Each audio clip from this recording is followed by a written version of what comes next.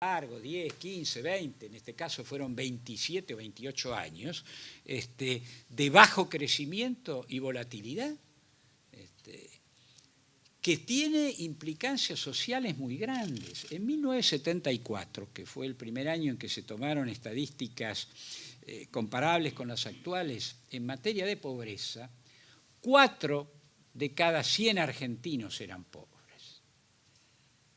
Ahora estamos, tomo la cifra del Observatorio Social de la Universidad Católica, estamos en 27 de cada 100 argentinos son pobres. Y esto es así por esto, porque cuando uno dice, fíjense, 1,4% de crecimiento durante 27, 28 años, casi el crecimiento poblacional, esto es promedio. En este promedio, algunos han ganado, han progresado y demás, muchos más son los que perdieron. Si ese promedio lo que está escondiendo es el proceso de deterioro social que hace que se pase de 4 a 27. Entonces, visto hacia adelante, el gran desafío de cualquier gobierno es evitar que a partir del 2007 hayamos empezado un nuevo periodo de fuerte fluctuación, bajo crecimiento de la economía. Más allá de los desafíos macroeconómicos que después vienen en materia fiscal, en materia monetaria, el desafío global es ese. ¿Vamos otra vez a entrar en esa misma situación? Ustedes verán que la única diferencia que hay es a lo sumo, si tomamos las cifras hasta ahora, 4,8 y ahora 0,5 y el año que viene más o menos lo que estamos diciendo, es que a lo mejor hoy en lugar de estar en promedio del 2007 en adelante en un 1,4 como fue el periodo largo, a lo mejor estaremos en 1,8. ¿Saben cuál es la diferencia? Lo que viene de afuera. La diferencia es la soja. En enero del 2007, la soja valía $245 la tonelada.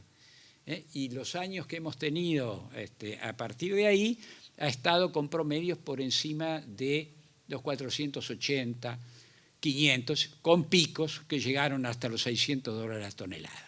Cuando un país ve valorizar lo que está exportando en una proporción que es más del doble, y obviamente los productores locales, que tienen todo el know-how, toda la capacidad de producir, tienen las tierras, además se agregaron 30 millones de toneladas. Obviamente no iban a no registrar esa posibilidad de ganar dinero legítimamente. Con lo cual, esa pequeña diferencia, algunas décimas hacia arriba, al día de hoy tiene que ver con eso. Y quizás al día de mañana puede tener que ver hasta en el sector energético con los recursos que en principio hay en la zona de Vaca Muerta y demás. Pero eso viene de afuera. Fíjense, la soja viene de un cambio geopolítico.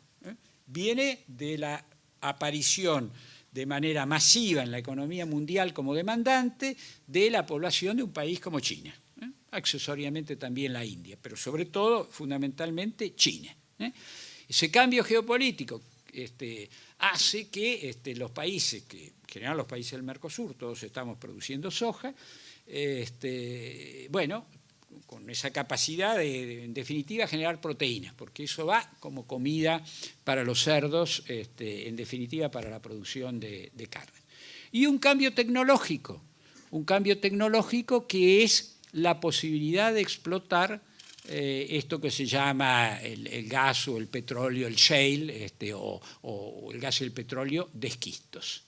Cambio tecnológico que se produce en Estados Unidos y que yo digo que tiene para Argentina la misma importancia que tuvo la aparición del buque frigorífico. Ustedes han estudiado, todos hemos estudiado, incluso en el secundario, creo que se sigue estudiando estas cosas, el buque frigorífico hizo que cambiara el papel de Argentina en el mundo, porque permitió una inserción de la economía argentina como proveedora de carnes, ahora refrigeradas, en los mercados mundiales y particularmente en los mercados de quien era la potencia dominante del momento, que era Gran Bretaña. Entonces, ese plus ni siquiera vino de adentro, ese plus vino de afuera. Ahora, piensen ustedes, ¿cómo puede ser que una sociedad en una crisis como la del año 2001 se recupera frente a todos los pronósticos negativos? Sin esto, la soja, yo le decía, en el 2007 valía $245 la tonelada, había empezado a subir un poquito. En el 2004, 2005, valía 200, 220, entre 200 y 220 dólares la tonelada.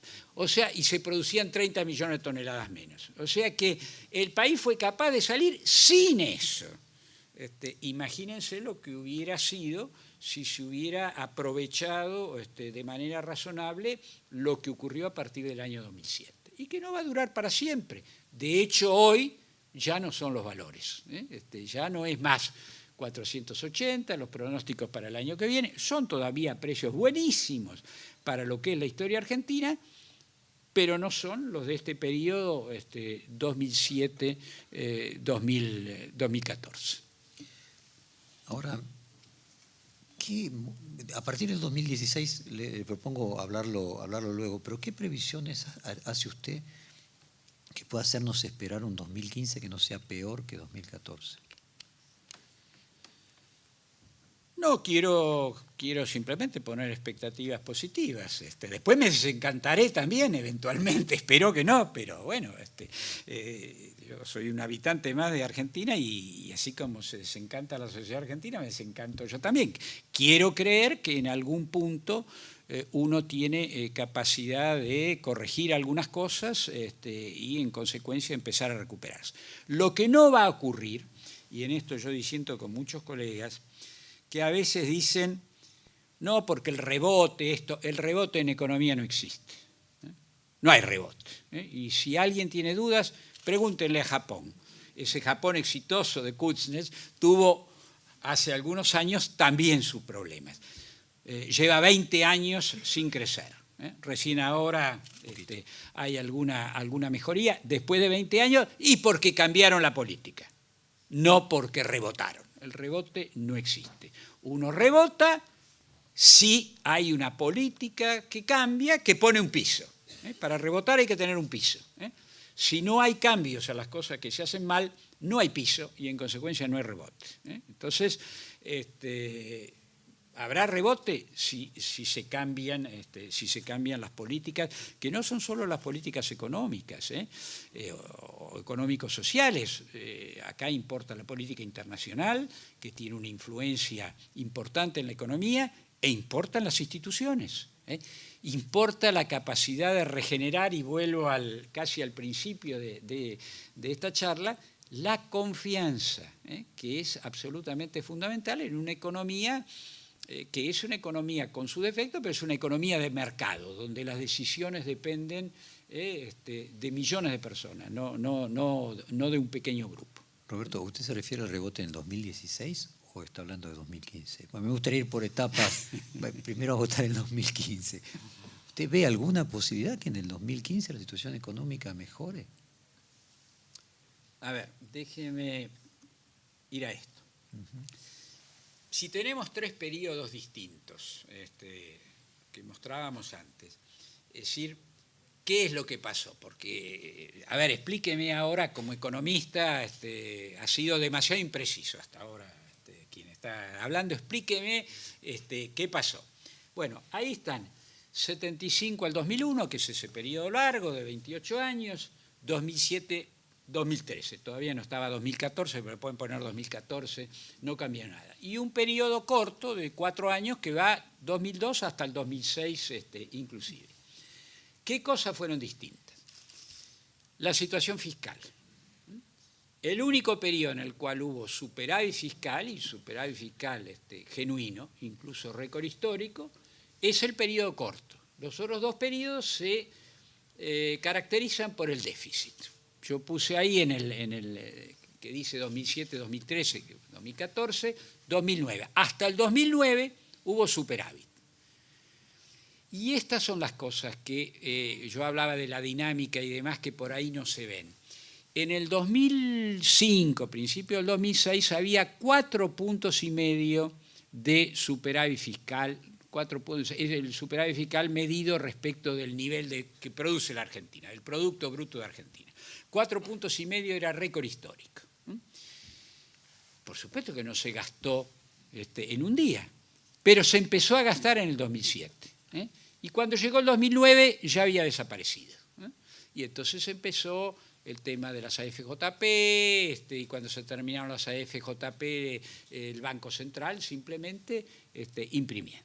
Entonces, claro, no se vio al principio el efecto negativo, pero la dinámica había empezado. Y si la dinámica uno no la corta, termina pasando de 4,5 de superávit a un déficit previsto este año de 2 puntos o 2,5 puntos. Cuenta corriente. La cuenta corriente es la caja para los no economistas, es la caja en dólares. Déficit en cuenta corriente en los dos periodos de volatilidad y bajo crecimiento, superávit en el momento de alto crecimiento. Esto tiene que ver con las restricciones en materia de divisas y demás que hoy existen. Está puesto 2011, porque esa balanza, que también tenía un superávit importante de más de 3 puntos, cruza la línea en el 2011. Pero no empezó en el 2011, empezó en el 2007. El tipo de cambio, que es un dato fundamental para la economía, el valor del dólar, para que se entienda más fácil. Subvaluado en la época de crecimiento importante, sobrevaluado en los otros dos periodos. Sobrevaluado quiere decir un valor de la moneda nacional artificialmente alto, porque no se corresponde a la productividad de la economía argentina. Endeudamiento externo o reducción del endeudamiento. Ahí dice lento reinicio del endeudamiento. Y efectivamente ha empezado con lentitud porque el país tiene otros problemas que ustedes conocen, que hace que no pueda salir masivamente a los mercados internacionales, pero han salido las provincias, han salido los municipios y algo ha salido también la nación, con lo cual se reinicia el periodo de endeudamiento. Un tema muy importante que es por dónde crece una economía. Fíjense que yo empecé hablándole a ustedes de un dato fundamental. La economía crece o por el consumo, o por las exportaciones, o por la inversión. Yo empecé por mostrarles la inversión. Y les recuerdo esto para que quede claro que le doy a la inversión un papel central. Ahora, ¿de qué depende de la inversión? Depende de tener mercado. Y el mercado es el consumo. Entonces, la posición durante muchos años, y ese es el periodo largo, 75-2001, toda la argumentación del grueso de la población, de la profesión, perdón, era se crece por las exportaciones y por las inversiones ligadas a la exportación. Y la verdad que es muy tentadora como planteo. Pero después uno piensa un poco más y dice, caramba, nosotros Noruega no somos. Si no somos un país que tiene una gran capacidad de acumular fondos, como yo citaba al principio, y además son 4 millones de personas, con lo cual pueden acumular por muchísimos años, ni se tienen que ocupar demasiado de la estructura de empleo, porque son muy pocos. Nosotros somos más de 40 millones de personas, con una pirámide poblacional muy joven, que reclama trabajo. De manera tal que, no, por ahí no va. Tampoco somos China. País muy grande, 1.600 millones de habitantes, y salarios que son, no solo salarios, sino todas las condiciones laborales, que son mucho más bajos que los que existen en cualquier economía occidental. Eso está cambiando, pero todavía no cambió. Va en proceso de. No es nuestro caso, digamos. No podemos pensar que vamos a bajar los salarios de manera tan brutal como para que, sobre todo, como para decir lo que nos da la competitividad son los bajos salarios. Sobre todo cuando estamos hablando de una población que tiene 27% de pobreza. ¿Seremos un gran país como Estados Unidos con una capacidad de progreso y de innovación tecnológica y eso que diga, bueno, no, la competitividad sale de ahí? No. Afortunadamente Argentina tiene algunos bolsones muy importantes de tecnologías avanzadas, pero son bolsones, no es el conjunto de la economía. Bueno, a lo mejor seremos Israel, que es más chico, pero también con tecnología. No, tampoco. Tampoco. Nuestro avance tecnológico es muy concentrado en determinados núcleos, que es muy importante en términos del futuro, porque si uno tiene un núcleo y hace las políticas adecuadas, eso se expande. Si no lo tiene, es mucho más difícil. Pero por ahora es nada más que un núcleo restringido. Entonces, en realidad no hay inversiones, o por lo menos no hay inversiones suficientes porque no hay mercado. Y tampoco hay exportaciones suficientes, porque, bueno, si no hay inversiones, seguramente las exportaciones no van a tener, salvo las del sector agropecuario, competitividad a nivel internacional.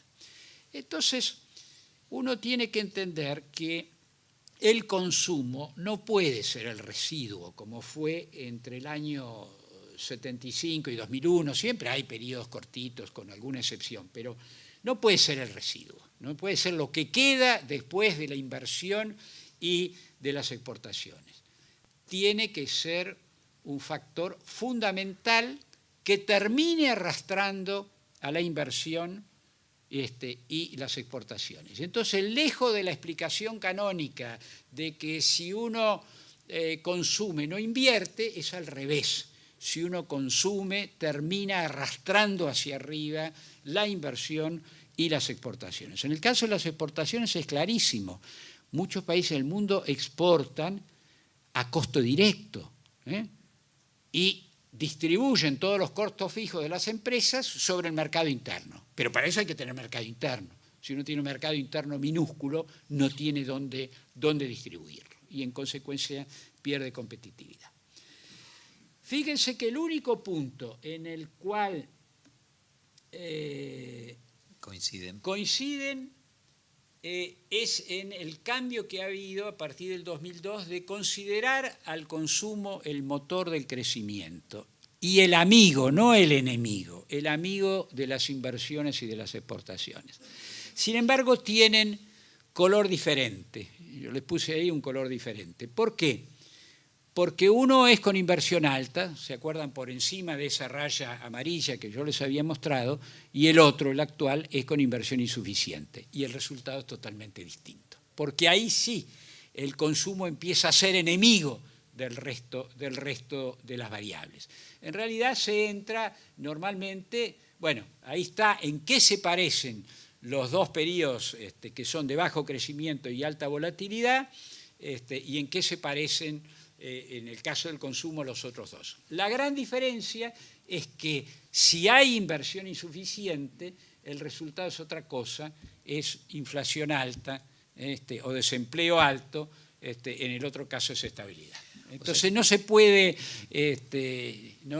no se puede olvidar el papel central del consumo, por lo menos de mi punto de vista, pero eso tiene condiciones. Y las condiciones son todas las que están arriba. Tener superávit fiscal, tener superávit en la cuenta corriente, tener un dólar que sea competitivo, bla, bla, bla, bla, bla, y otras cosas que exceden lo puramente económico, la cultura del trabajo, el nivel de productividad, bueno, ustedes saben, los piquetes y los cortes de caminos no son desde el punto de vista no solo del transeúnte o de quien está en un auto, la única molestia. Implican pérdidas de productividad en la economía fenomenales. Entonces, hay condiciones para que el motor como consumo opere positivamente y arrastre todo lo demás. Roberto, o sea, concretamente, lo que uno ve allí es que, y podríamos decir Cristina Kirchner, que arranca en el 2007, pero también podríamos decir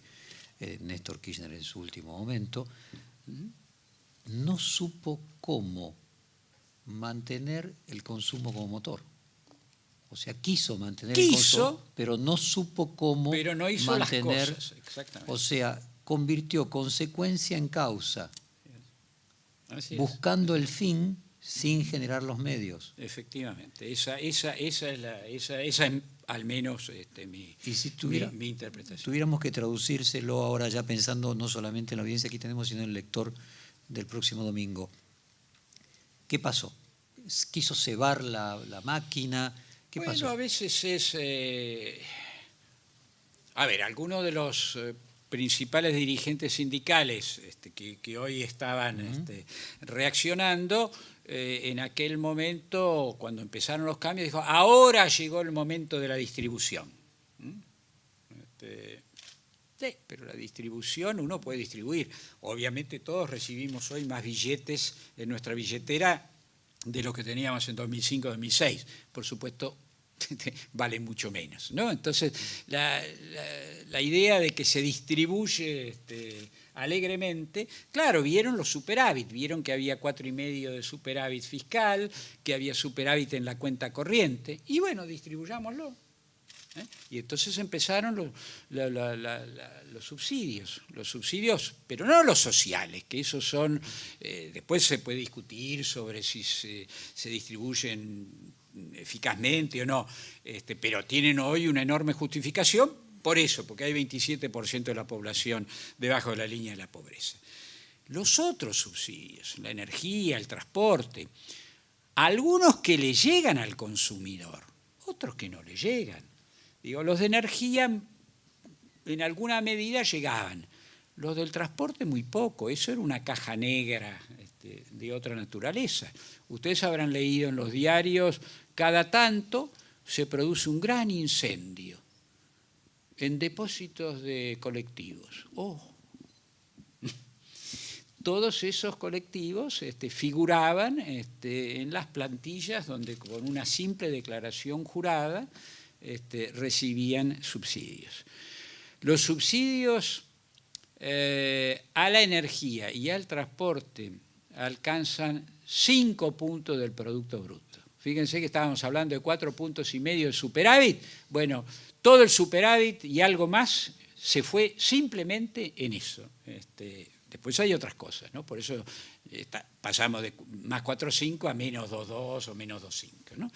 Entonces, bueno, lo que pasó es eso, es decir, supongo que con las mejores intenciones, no digo que no, pero el camino del infierno está empedrado de buenas intenciones, la idea de que bueno, se podía repartir y al mismo tiempo la producción se deterioraba y la productividad se deterioraba, ¿no? Prácticamente en los últimos 3 años no hay empleo privado que se crea. Por supuesto, siempre hay alguna empresa que toma y alguna empresa que despide. Lo que importa es el neto. Neto en el sector privado no hay, simplemente se ha mantenido. Es decir, todo el empleo nuevo se ha creado en el Estado, municipal, provincial o nacional. Y esas cosas son insostenibles de manera infinita, ¿no? Ahora, Roberto, y nuevamente tratando de transformar estos cuadros y toda esta sinopsis en una comprensión más simple para la mayoría del lector, que es la tarea que tenemos los periodistas, que es ayudar a la gente a comprender realidades complejas de la manera más simple. Viene como prólogo de la pregunta una reflexión respecto de un tema que está muy en boga en estos días sobre si es la política o es la economía, si en realidad la decisión respecto de que el camino a tomar en la renegociación con los holdouts es política o es económica, y hasta qué punto la economía afecta a la política y viceversa. Si ese querer repartir, más que un tema económico, es un tema político, es decir, que cuando el político ve que tiene elecciones por delante y que más o menos tiene algunos recursos, consume todos los recursos para tratar de ser reelecto, y que hay una problemática política y no económica en todo esto. Sí, sin duda, con una salvedad nada más. A mí me molestan mucho los ministros llorones. Claro que cuando la cosa viene mal, la culpa es del presidente. Y cuando viene bien, es de ellos. La verdad que son cosas indisolubles. Vienen juntas. Es decir, el caso del presidente Alfonsín, por ejemplo, por citar un ejemplo más o menos cercano, donde siempre se dijo como si toda la responsabilidad de la hiperinflación del año 89 hubiera sido de él. Sí, claro, en definitiva quien está en la cabeza del Estado siempre es más responsable, pero la verdad es que eligió, no siendo economista, dentro de lo que le presentaban, y hubo debilidad del lado de la economía también, ¿no? Así que esta idea de que sí, vienen juntas, vienen absolutamente juntas. Ahora, ¿sabe? ¿Usted podría colocar su slide del crecimiento del Producto Bruto por año y todo ese erratismo que había?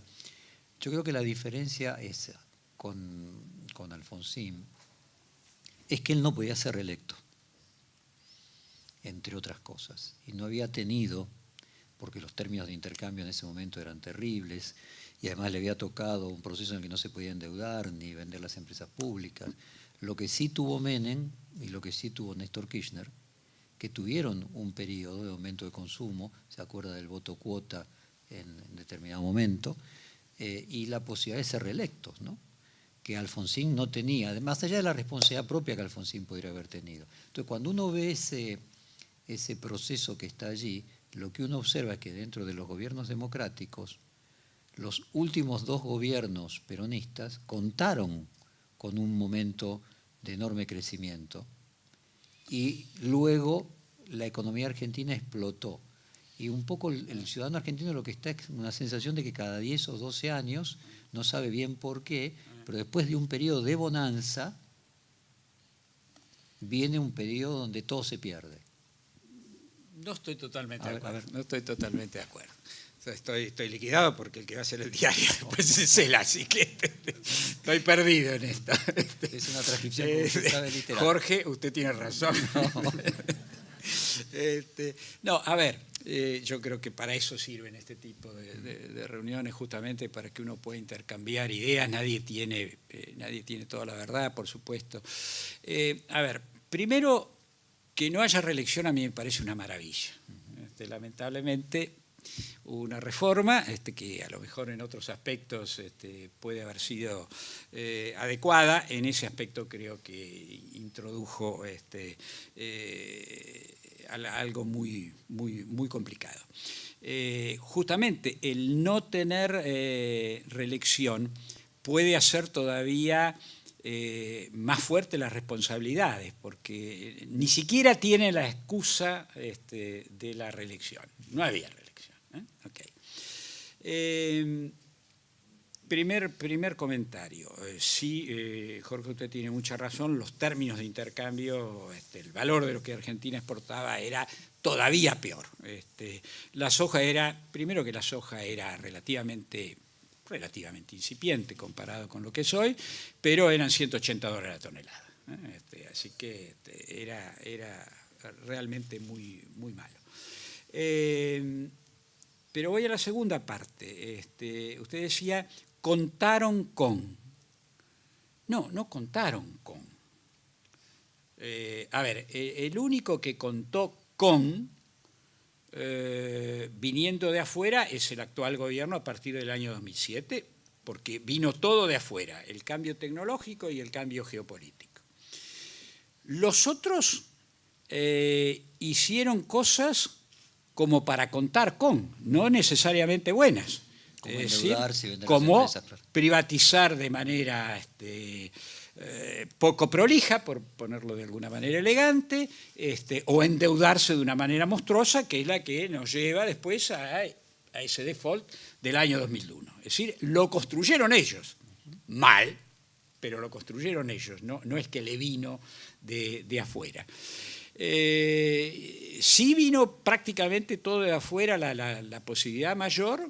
Bueno, es una mezcla, ¿no? Porque se habían construido los superávit gemelos y demás, y eso lo había construido la sociedad argentina en el periodo ese más corto, y encima viene todo el impacto externo favorable, ¿no?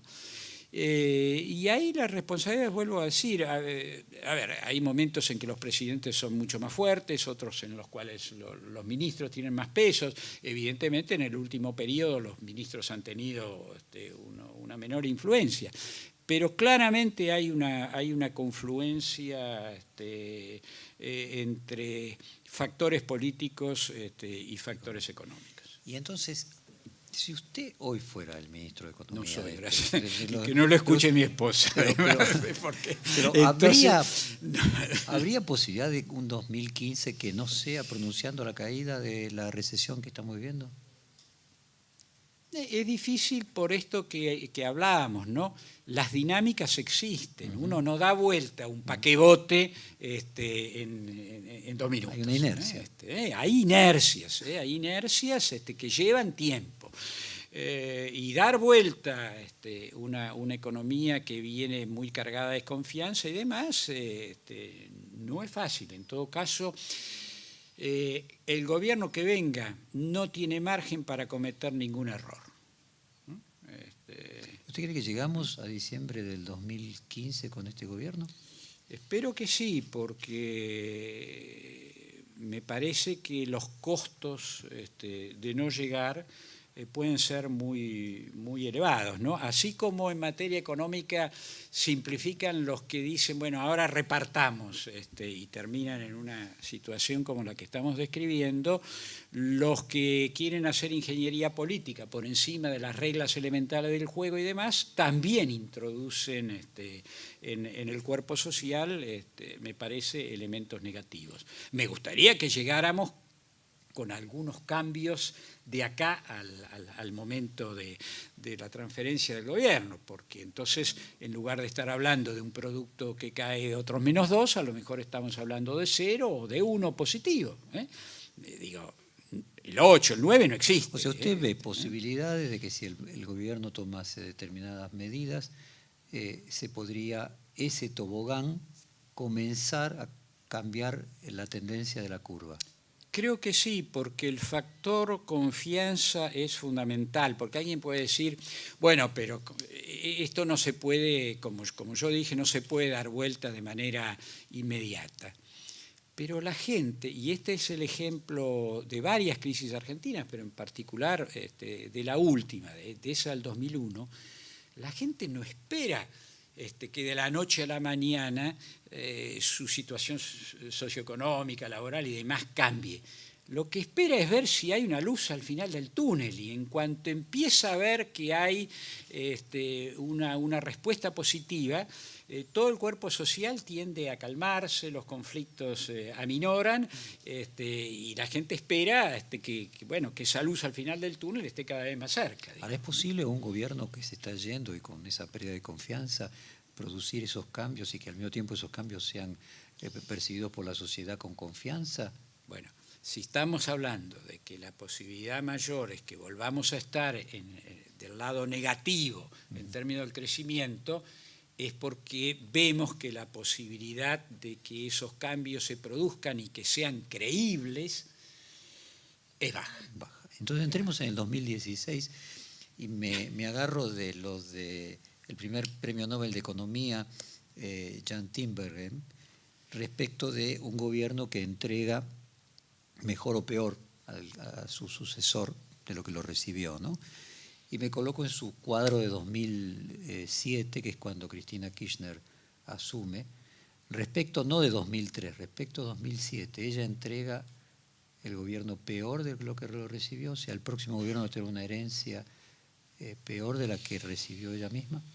Sí, infinitamente peor. A ver, primero, cuando estamos hablando del 2007, yo no quiero que haya una identificación con la asunción de la presidenta. Los cambios son anteriores. Sí, desde 2006. Los cambios, usted lo dijo antes, son finales del 2006, principios del 2007, en todo caso, el final del gobierno anterior. Sí, podríamos decir que la Se han elección de agravado, Cristina obviamente. fue la reelección, ya una primera reelección Exacto. del kirchnerismo. Se han agravado, por supuesto, ahora. Pero yo había mostrado un cuadrito donde el déficit fiscal se transforma en negativo en 2009 y el déficit en cuenta corriente, son dos datos para cualquier economista fundamentales, se transforma en negativo en el 2011.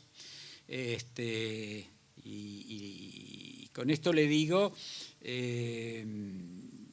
lleva tiempo el proceso de si uno tiene, no es de un día para el como otro. el que le entregó con un margen muy grande, en todo caso llevó tiempo gastar y pasar al negativo, ¿no?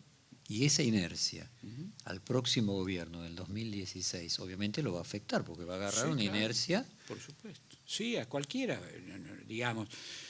No va a ser una situación crítica, lo decíamos antes, como la del 2001-2002, pero va a ser una situación sin márgenes, sin márgenes. ¿Cómo se Tiene baja? déficit fiscal, déficit en cuenta corriente, un dólar tremendamente sobrevaluado, lo cual implica que le hace perder al país competitividad, de manera tal que sí. ¿Cómo se baja una inflación del 40% si fuera la actual y a lo mejor quizás sea el 50%? ¿Cómo tendría que hacer el próximo gobierno para lograr poner una inflación más o menos razonable? Y si se puede hacer en un año, si tiene costos, efectos secundarios. Hay situaciones muy distintas. A ver, casi es más fácil decirlo cómo no se hace. Primero que nada, no escuchando al Fondo Monetario Internacional. Digo, porque si uno escucha al Fondo Monetario Internacional, ahí tienen Grecia, montones de fondos recibidos del exterior, no han logrado salir, tienen a Portugal, que disimula un poco más, pero digo, no. La clásica receta del fondo, por ejemplo, es la que aplicó el gobierno de la Alianza. El gobierno de la Alianza en 1999, cuando asume, recibe un programa muy parecido al que le exigieron a Grecia. Baja de salarios, jubilaciones y demás de 13%. Como el fondo es un organismo extremadamente preciso, en el caso de Grecia dijo 14% en lugar de 13%. Como ustedes se darán cuenta, no es un programa enlatado, es un programa muy cronometrado.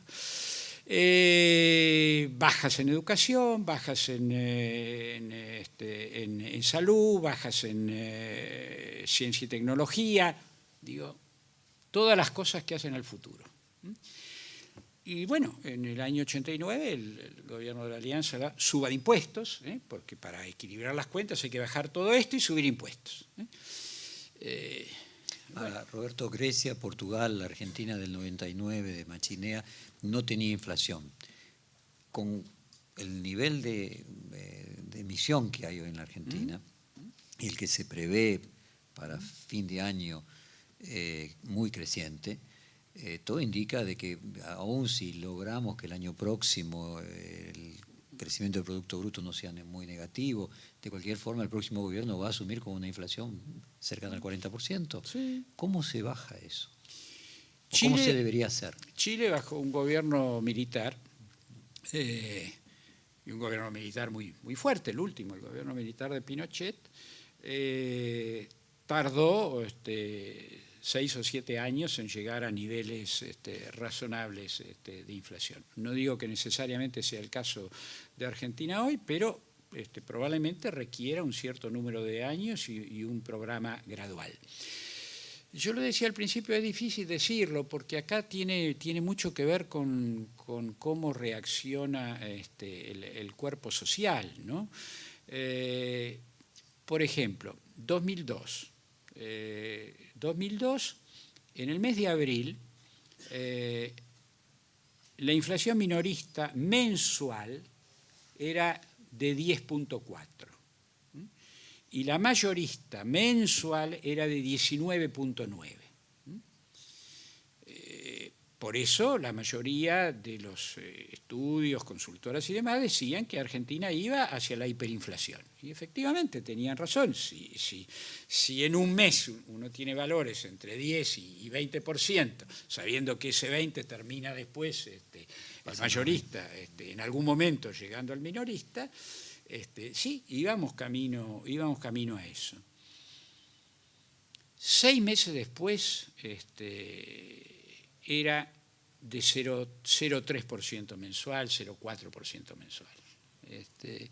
No me pregunten del todo cómo y por qué. Había alguna capacidad ociosa en la economía que fue bien utilizada rápidamente, en fin, hay algunos factores, pero no es fácil explicarlo porque es un caso muy distinto. Estamos hablando de un gobierno que era intrínsecamente débil, porque era un presidente designado de acuerdo a la Constitución, pero no por el voto de los ciudadanos, que no tenía mayoría en el Congreso, que tenía un periodo acotado de gobierno, y sin embargo se logró de alguna manera esto porque la sociedad lo aceptó. Es decir, aceptó algunas de las cosas de cierta dureza que hubo que hacer. Mi opinión es que un factor muy fundamental es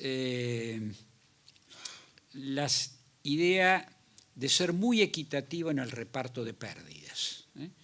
Cuando uno está en una crisis de esta naturaleza y tiene que salir de una crisis así, lo único que hace es repartir pérdidas. Acá no hay nada que hacer. Por eso empecé por el tema del 89, en realidad. ¿Cómo uno reparte las pérdidas? Las reparte como en el 99, educación, salud, en fin, salario, jubilaciones, o las reparte de manera distinta. Si hay algo que caracterizó el periodo que empieza en 2002 es que el reparto de pérdidas, que eran enormes, 20% de caída del PIB, se hizo con un grado, nunca es posible la justicia total, pero con un grado de equidad mayor. Los bancos, por ejemplo, ustedes recuerdan, fue el periodo que el gobierno anterior había decretado el corralito, uno había decretado el corralito, el otro el corralón, todos los depósitos estaban bloqueados, y me perdí mi razonamiento. Pero tenía una inflación, usted hablaba de... O las reparte de manera distinta. Si hay algo que caracterizó el periodo que empieza en 2002 es que el reparto de pérdidas, que eran enormes, 20% de caída del PIB, se hizo con un grado, nunca es posible la justicia total, pero con un grado de equidad mayor. Los bancos, por ejemplo, ustedes recuerdan, fue el periodo que el gobierno anterior había decretado el corralito, uno había decretado el corralito, el otro el corralón, todos los depósitos estaban bloqueados, y me perdí mi razonamiento. Pero tenía una inflación, usted hablaba de la equidad en la distribución, claro, de que los bancos no tenían la rentabilidad de hoy. Había en ese momento los jueces que vía los amparos liberaban algunos. Por supuesto, eran todos depósitos muy grandes. Los chiquitos acorralados. ¿Y qué hacían? Pagaban, se daban vuelta y le decían al Banco Central, deme los fondos. Y el Banco Central se los daba. Hasta el mes de abril, con esas tasas de inflación, se llegaban dados para aquel momento 20.000 millones de pesos en redescuento. El redescuento es lo que el Banco Central le da a los bancos. 20.000 millones hoy debería ser multiplicado para ponerlo en valores de hoy alrededor de por 10. O sea, es un volumen enorme. Lo cual obviamente el Banco Central lo hacía emitiendo, y eso realimentaba la inflación. Primera decisión fue decirle a los bancos, no con una excusa jurídica, que siempre es bueno tenerla. Un amparo es una medida transitoria. Nosotros, gobierno, no podemos compensarlos hasta que, en todo caso, vengan para que discutamos cuando haya un fallo definitivo. Entonces los bancos, para poder cumplir con los jueces, tenían un solo camino: traer su propio capital. Como además el sistema bancario de aquel momento tenía claro predominio de las entidades internacionales, si ustedes recuerdan, se nos había dicho que era el sistema financiero más sólido del mundo, que terminó en el corralito y en el corralón. Bueno, ya que era el más sólido del mundo, demuéstrenlo, traigan la plata. Esto es una manera de simplificar, los tironeos fueron enormes, pero el haber pegado un frenazo como el que se pegó en la emisión monetaria es uno de los tantos factores, junto con la existencia de una capacidad ociosa y demás, que fue cambiando la situación. O sea, yo creo que... Entonces, la población percibe esas cosas. A la población se le había dicho, se le va a dar bonos obligatorios a cambio de sus depósitos. Y esa era exigencia número 1 del Fondo Monetario Internacional. Nosotros dijimos, no, plata no les vamos a dar porque no tenemos, la única manera de darles plata es a imprimir. Vamos a hablar de bonos, pero de bonos voluntarios y de un menú de bonos, de manera tal que cada cual se meta en el bono que más le conviene en función de cuándo va a necesitar el dinero y demás.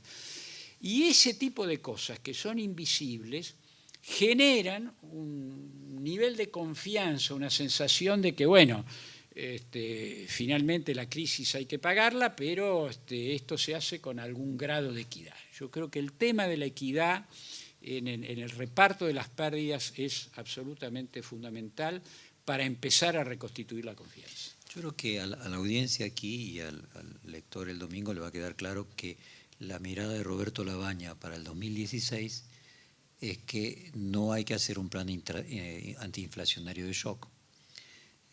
Hay comparaciones que se podrían mirar de lo que usted marcaba de la época de Duhalde, pero usted también pone mucho acento en el tema de la inversión. ¿Cómo se alentaría la inversión en el 2016? ¿Qué es lo que usted recomendaría? Bueno, de vuelta al consumo, ¿no? Para mí el motor es el consumo, puesto en un contexto donde las otras cosas responden. Y fíjense lo característico de la cosa en Argentina. Yo les mostraba la salida de capitales, ¿no? Y les contaba que hubo que poner un control al ingreso de capitales. Todo lo que sale, no todo lo que sale, una parte importante de lo que sale entra cuando cambian las condiciones en la economía. Piensen ustedes que el sistema financiero estaba tan desarticulado, porque cuando se les dijo al sistema financiero que tenían que traer su propio capital, trajeron lo estricto necesario para cumplir con las decisiones judiciales. No trajeron, por lo menos en los 2 primeros años, capitales adicionales. En consecuencia, no había crédito, no hubo crédito. ¿Cómo puede una economía, no existe en la economía, en el mundo, una economía que crece 9% sin crédito? Porque volvieron los capitales que salieron. Cuando advirtieron que había condiciones de rentabilidad, porque el mercado arrancó, las inversiones volvieron. Ahora, ¿cómo se hace, Roberto, para distribuir con equidad solamente malas noticias? Porque de lo que estábamos hablando es que lo que hay por delante es repartir de una manera equitativa los esfuerzos al mismo tiempo generar más consumo que promueva la inversión. Porque la equidad hace que el ajuste no tenga que venir por el lado de los salarios, es decir, los ajustes tienen que venir por otros lados, pero sobre todo tiene que venir del crecimiento. Es decir, a ver, intentar salir de una crisis sin crecimiento es lo que le pasa hoy a los países europeos. Están con un programa, estos programas del fondo, donde quieren recuperar los equilibrios fiscales y demás sin crecimiento, con crecimiento cero o incluso decreciendo, como es el caso de Grecia. Y entonces es imposible, es decir, jugar al achicamiento de una economía hace imposible obtener los equilibrios. Cuando uno la empieza a expandir, la cosa es distinta. Por empezar, mejora la recaudación de impuestos, obviamente.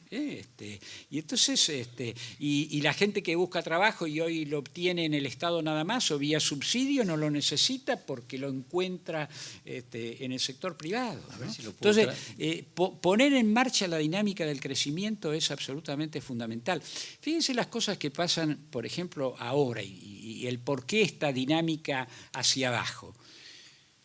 Peor cosecha de trigo en 100 años, posibilidad de modificar alguna de las condiciones este año, no se modificaron.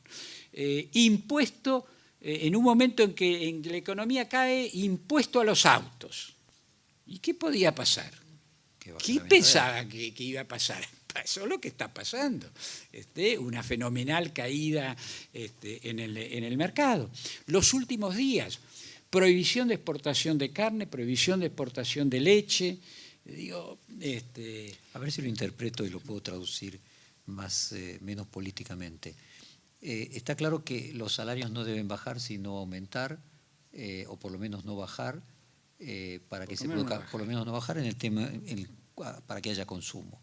El ajuste, entonces, tendría que ser del Estado, además de las empresas, que no tienen mucha rentabilidad. En este caso, sin duda, pero los salarios no tienen que bajar. Y el hecho de que no puedan subir muy rápidamente se compensa con lo que se llama la masa salarial, que es el aumento de las horas trabajadas, el aumento de las personas que trabajan, el aumento de los premios por productividad, por lo que sea. Por ahí arranca. Y después en algún momento empieza, además de todo eso, a subir el salario. Pero esa equidad que usted se planteaba, que cuando a usted le tocó a comienzo de la década anterior, era a través de los bancos, por ejemplo, que usted marcaba. En este caso, el que está consumiendo más recursos de la economía en su conjunto es el Estado. Sí, y siempre hay sectores privilegiados. A ver, yo le di el ejemplo de los bancos. Le puedo dar otro ejemplo. Un día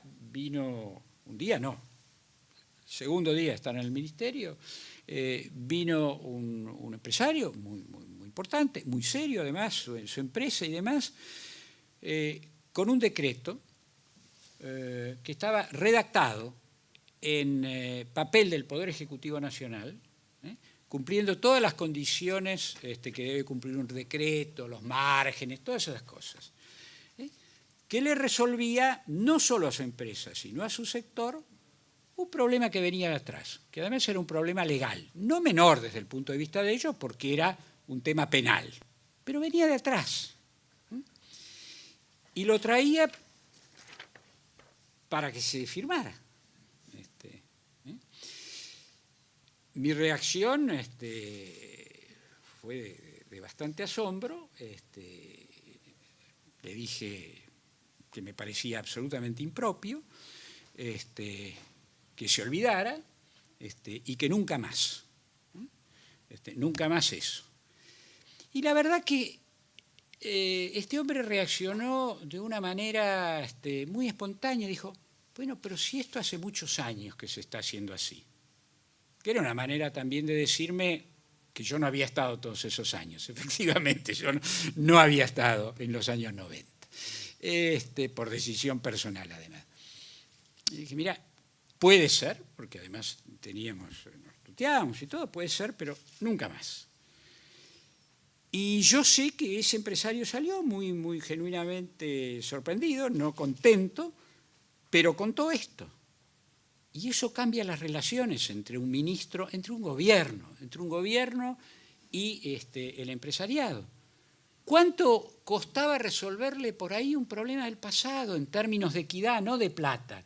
Porque a lo mejor lo que él buscaba era que lo sacáramos de la figura penal y lo metiéramos en otra cosa. A lo mejor no costaba plata.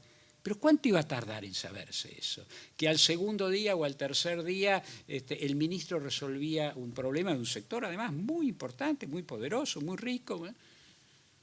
Digo, sí, la equidad es en esos momentos una cosa de todos los días, de todos los momentos, es central.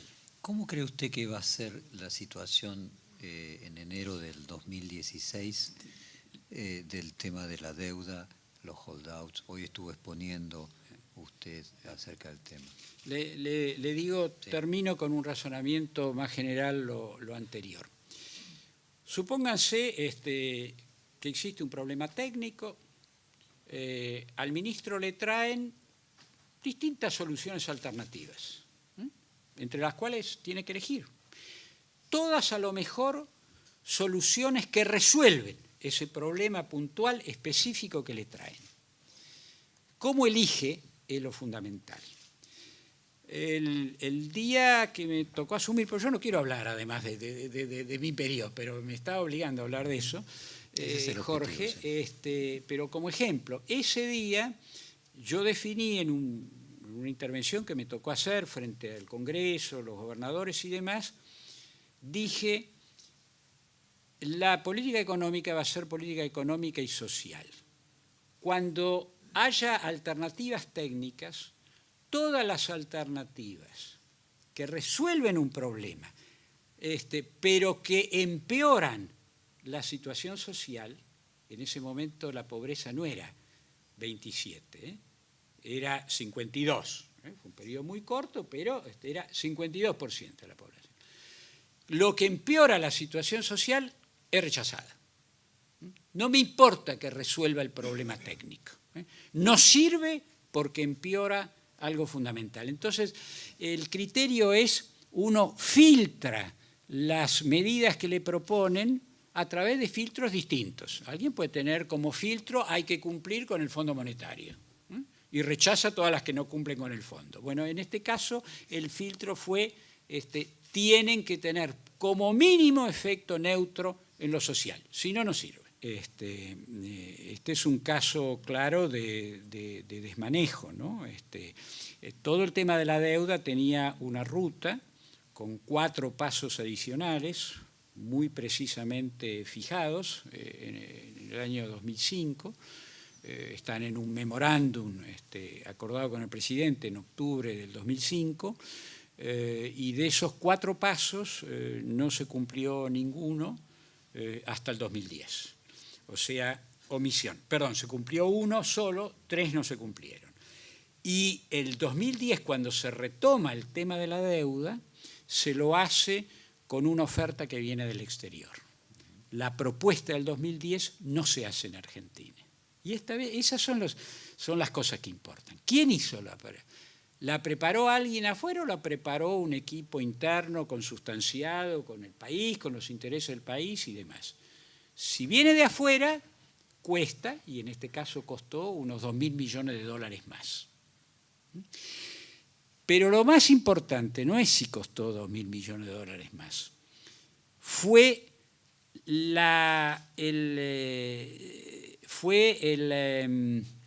el aviso de que ahora se podía. ¿A ustedes no les llama la atención la aceleración de los juicios de todo tipo, en el CIADI?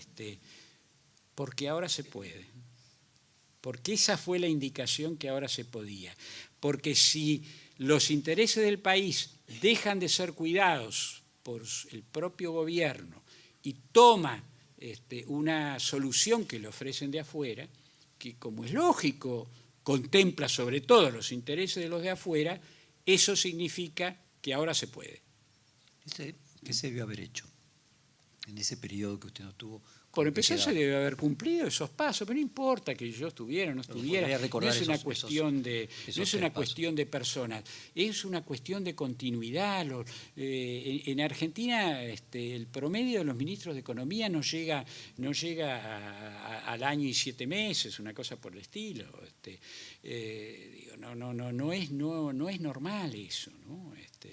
Entonces, la cuestión es si uno ha seguido una política y esa política ha tenido cierto éxito, llevarla a fondo. ¿Y usted imagina que en enero del 2016 el tema, su pronóstico va a estar en qué etapa de resolución? No lo sé, porque depende de muchas cosas, depende de demasiadas cosas, incluso de decisiones judiciales que van más allá de lo que era lo habitual. Claramente, más allá de los errores locales, en mi opinión, y la he hecho público varias veces, el juez se excedió largamente. Pero no lo digo yo, que sería lo de menos. Lo ha reconocido Anne Kruger, del Fondo Monetario Internacional, que precisamente no nos quería demasiado. Un conjunto de premios Nobel, no menos de 10 se han manifestado en ese sentido. El gobierno de Brasil, el gobierno de Francia, el propio gobierno de Estados Unidos. El juez optó por una interpretación que excede lo que era la interpretación habitual. Pero, bueno, formalmente su decisión está ahí. Así que su pronóstico es que es un tema que va a terminar resolviendo el próximo gobierno, de manera definitiva. Sí, posiblemente, pero lo podría resolver el actual. Creo, pero, bueno, tiene que hacer otras cosas. Ahora, eso genera sobre el 2015 una presión muy grande, ¿no?, que se agrega. Sí, claro. Sí, sin duda, es un elemento más. No es el más importante tampoco, porque hemos vivido absorbidos durante 2 meses y en eso el periodismo ayudó, digamos la verdad, con este tema, exclusivamente con este tema. Y de repente empezamos a descubrir que hay problemas locales. Bueno, esos problemas locales son los que estábamos hablando acá, al cual se le agrega un elemento negativo adicional. Cuando usted hablaba de equidad, y tratando de redondear, recuerde que en el periodismo necesitamos títulos. Cuando usted habla de equidad, ¿se imagina de que un candidato de origen peronista tendría más posibilidades en diciembre del 2015, de conducir un proceso con más equidad de reacomodamiento de la economía argentina? Una vez en España, siendo ministro, después de hablar como 2 horas con los españoles que estaban muy interesados en la situación argentina, finalmente alguien me dijo, bueno, ministro, usted no nos ha dado un título. Yo dije, mire, yo la verdad que yo sepa no trabajo para su diario. Así que ingénienselas, si ingenio tienen para eso.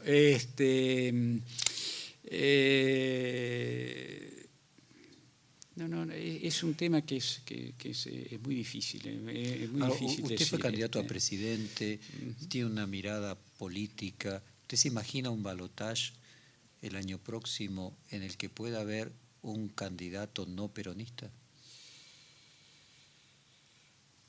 Eso lo dirá la gente, eso lo dirá la gente. A ver, lo que sí hay que tener en claro es que el próximo gobierno no tiene mayoría absoluta. Creo que en esto estamos todos de acuerdo, ustedes lo han dicho en su diario muchas veces. Primero porque el gobierno que se va queda con una parte de diputados y senadores, algunos se irán, pero otros se van a quedar en ese espacio, y no va a haber mayoría, de manera tal que necesariamente tiene que haber un gobierno de coalición. Lo cual los gobiernos de coalición toman formas distintas. Puede ser con participación ministerial o simplemente puede ser un acuerdo a nivel del Congreso. No necesariamente tiene que haber participación en el gabinete. Creo que habrá grados diversos, pero que necesariamente va a tener que ser un gobierno de coalición, y ahí sí no me imagino que en esa coalición no haya un sector del justicialismo. Me parece que sería muy extraño, ¿no? Uno u otro estará ahí, ¿no? ¿A usted se imagina que vamos en un camino a que pueda haber un gobierno que no sea peronista o justicialista? No, no sé. No lo sé. No lo sé. No hay forma de sacar un título. ¿No? Doctor Labaña, muchas gracias y gracias a todos por estar aquí.